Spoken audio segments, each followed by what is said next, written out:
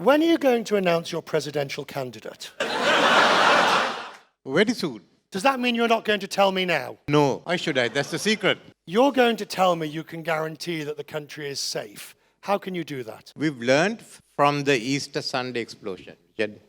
So now we've ensured that we follow up on all the information that we receive. Secondly, is the fact that we are taking a very close look at the ISIS. Until then, we were looking at terrorism in general. We are now giving to the extreme elements, not only the ISIS, but there are others also who are on the border lines as far as preaching hate is concerned. There are numerous investigations taking place at different levels, parliamentary and so forth. Can you guarantee to me today that the full story, when these reports come out, will be made public in all its glory? Certainly, the Parliamentary Select Committee report will be made public. And now there's also a request by His Eminence the Cardinal for the appointment of a commission. We said, let the Select Committee report be out. And certainly, I wouldn't mind another inquiry into the incident and go into the details which may not have been covered by the earlier one. So you wouldn't object? I wouldn't object. I think we should have public inquiries. I was happy that the Select Committee also made their inquiries public.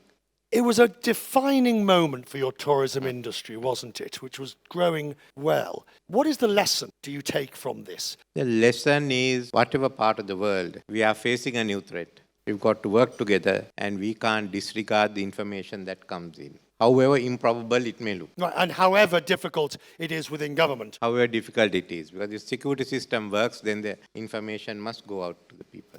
You set the parameters, you make the visa requirements, you do all of these things, but the private sector has to deliver the product. So what do you view as your role? Well, as we said, we've got to set the parameters, look at the long term. Should it be 5 million in 2 years, or should we plan longer for the infrastructure, build up the experience? Now, those are the key issues with the government and the trade have to work together. Then thereafter, the trade must take over. What's happened in Sri Lanka, unfortunately, at the very inception in late 60s, the government played a leading role. And many people still expect the government to play the leading role. No, we have other tasks in tourism, protecting the environment, looking at the visa regimes, how we get in, ensuring standards in the hotel, funding, training, but the actual hands-on delivery has to be done by the industry. Industry no longer is a few large operators and a few large hotels. It's from the person who has a 2-room guest house to the one who sells hoppers, they're all in the business. And we've seen that as a result of the Easter explosion. Looking at our plan, we've laid the infrastructure groundwork for investment. But any type of investment such as manufacturing, exports, will take you 6, 7, 8 years. It will be 10 years before you get the full benefit. But in case of tourism, you can do that in 5 years. For the next circle of 2025, tourism is a major player in creating incomes and jobs. Aren't many of Sri Lanka's airlines' problems a result of government interference and meddling? Certainly, it was a question of government interference. And we have a debt of about $1 billion. We all have to pay that. Well, no, I'm not. Why, Richard, each time you come here and you pay VAT, you're paying a part of it.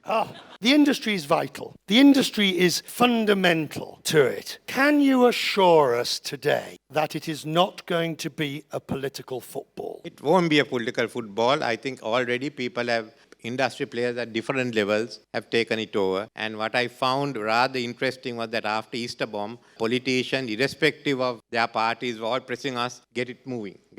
That was all that mattered. Wherever there were tourist centers like Dambulla, Negombo, it's the same message that came. For 2 months, Parliament, we had to listen to all that advice the opposition gave us as to how the tourist industry could start moving. And you're going to do it? We'd done it by the time they were talking. Finally. Are you sure you won't tell me who the presidential candidate will be? No, Richard, I'm a bit frightened because every politician wants a top job and all of them have got frightened and they say, oh, all 225 must be thrown out. Thank you very much, Prime Minister. Thank you. The Prime Minister. If it was not for the crisis economically, our industry would never be respected the way that it is. That is fantastic. Which is why I always say the beauty of tourism is actually not the tourists. It's the magic and the alchemy that it inspires to change nations. 10 years ago, 500,000 arrival. We then fast forward to a process in which this industry here at home in Sri Lanka was used as a way of bringing together identity, bringing together healing, bringing together pride, and bringing the world to see the way Sri Lanka defines itself in the future, not because of the past. That is remarkable. There is an agnostic beauty in tourism that is undeniable and that no other sector has in the world. We are the only sector that generates 1 in 10 jobs, 10% of global GDP.